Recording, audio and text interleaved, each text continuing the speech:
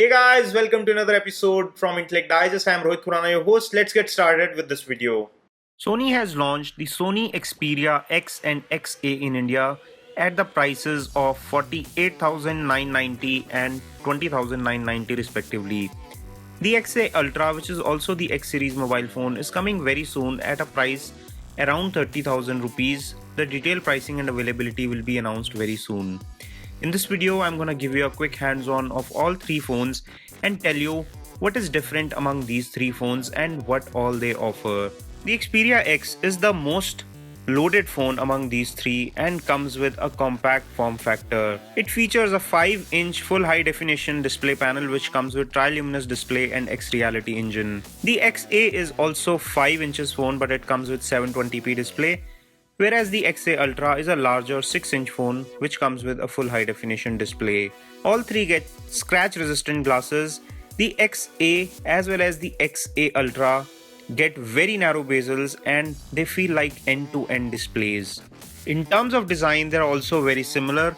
On the right hand side of the phone you would find a dedicated camera key towards the bottom, a volume rocker toward the middle, and power or wake up key on top, which is towards the middle of the phone only. One thing worth noting is that the Xperia X gets this key which comes with inbuilt fingerprint scanner, while the unlock key on the other two is a rounded old style Xperia unlock key.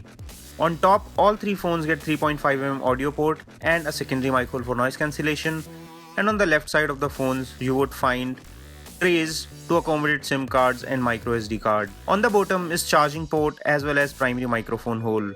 The Xperia X gets dual front firing speakers which are loud and clear, while the Xperia XA and XA Ultra get bottom firing speakers.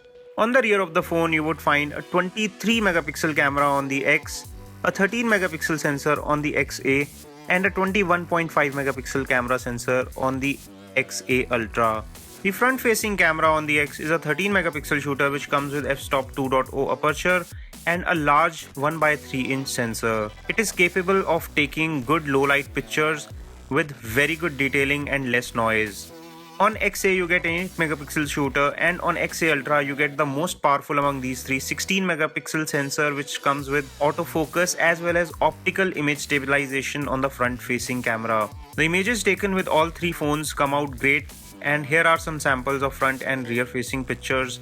Most of these pictures and videos are taken with the Xperia X. We'll come up with XA and XA Ultra shots really soon in separate videos. One thing worth noting is that on the X, you get quick capture feature in which you can just long press on the key even when the screen is locked. Just keep pressing it and point towards the object which you want to shoot. It takes a picture in around 0.6 seconds. It also uses a hybrid autofocus technology on the rear which works with face detection autofocus as well as predictive autofocus, in which if an object is moving, it predicts the direction of the motion of the object and compensates for the same for sharper, clearer pictures of moving objects. Under the hood also, all three phones are very different. In terms of CPU and chipset, there is Snapdragon 650 chipset powering the X, whereas the XA Ultra, the XA is also powered by the same chipset which is P10 by MediaTek. The X get 3GB of RAM with 32 or 64GB internal memory variant, whereas the XA get 2GB of RAM and 16GB internal memory. The XA Ultra is also loaded with 3GB of RAM and comes with 16GB internal memory variant. The battery capacity on Xperia X is 2620 mAh, the XA gets 2300 mAh, whereas the larger XA Ultra gets 2700 mAh battery. All three phones offer great displays, good build quality, nice set of cameras, and a nice design which is handy and fresh. What they lack is the water resistance feature that we have seen on the Z series. The pricing also seems to be slightly on the higher side comparing the specifications of the phone, but we are really impressed with the design as well as build of the phone. We'll come up with detailed review after testing it for some time, so make sure you stay tuned.